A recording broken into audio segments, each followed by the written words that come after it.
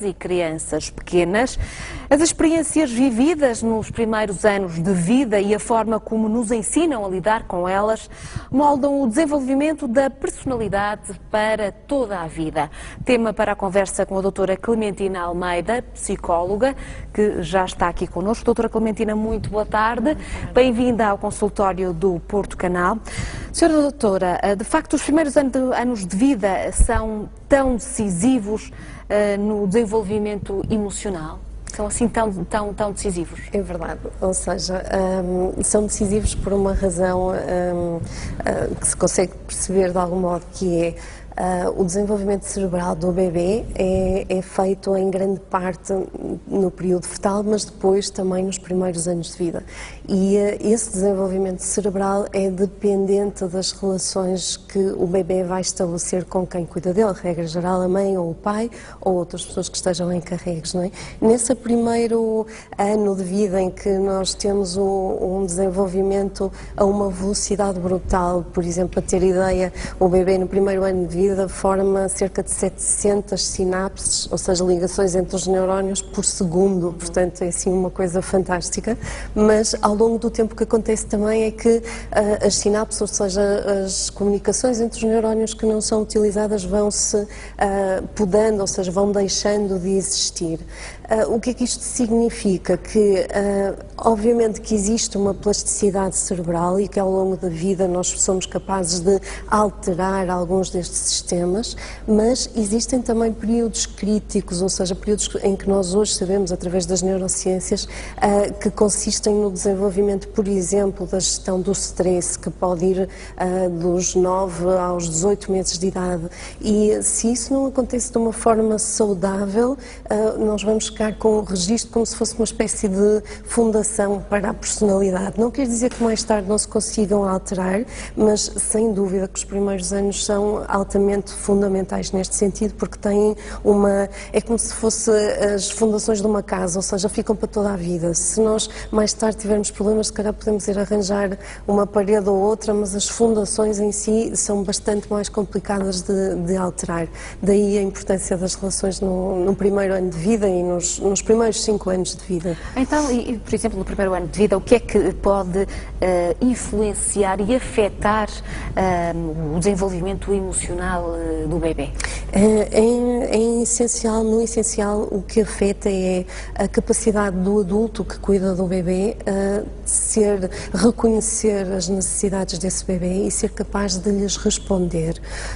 Isto aparentemente é fácil, é uma coisa que as pessoas intuitivamente o fazem, mas a verdade é que todos nós temos também a nossa personalidade e é inevitável que às vezes a leitura desses sinais dos bebês seja enviesada pela personalidade de quem está a cuidar.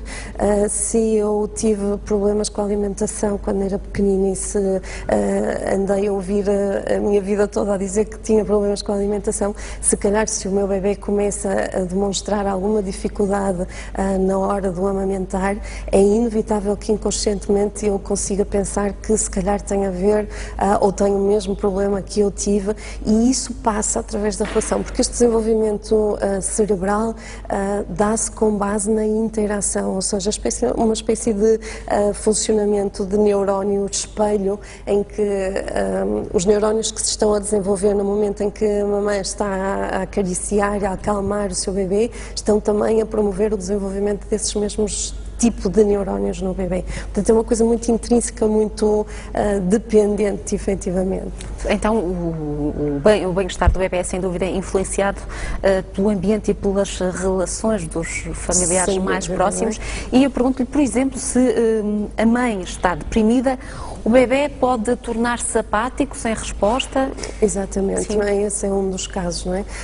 Muitas vezes, quando as mamães estão deprimidas, o que acontece é que ficam menos reativas e, portanto, com menor capacidade para entender estes sinais.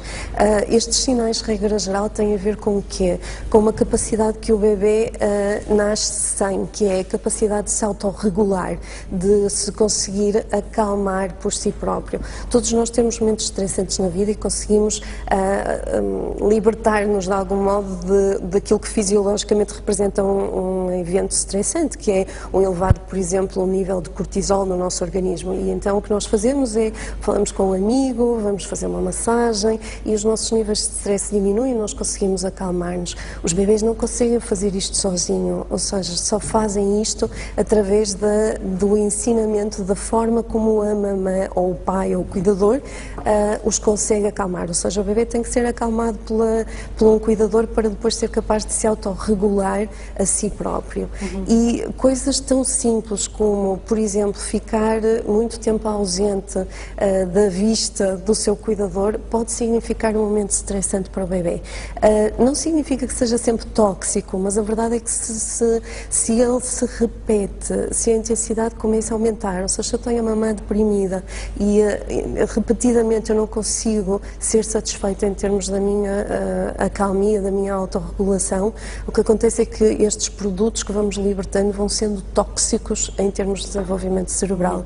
E mais tarde o que nós encontramos, até porque já há muitos estudos nessa área, é que de facto as crianças externalizam depois problemas na idade escolar e, por exemplo, têm influência em termos de saúde mental, em termos de patologia mental na adultice, e inclusive em termos de saúde física, não é? Ou seja, por exemplo, estes subsistemas de gestão emocional estão diretamente relacionados com doenças cardiovasculares, com algum tipo de doença física, mas que tem a ver com este primeiro desenvolvimento nestes primeiros anos. Então, as doenças de adultos, como a depressão, a ansiedade ou hiperatividade, começam na infância. Na primeira infância. Na primeira infância. Exatamente, ou seja, é essa a base. Como disse há pouco, há sempre alguma maleabilidade e a presença de relações satisfatórias mais tarde recupera muitas vezes alguns danos que possam ter existido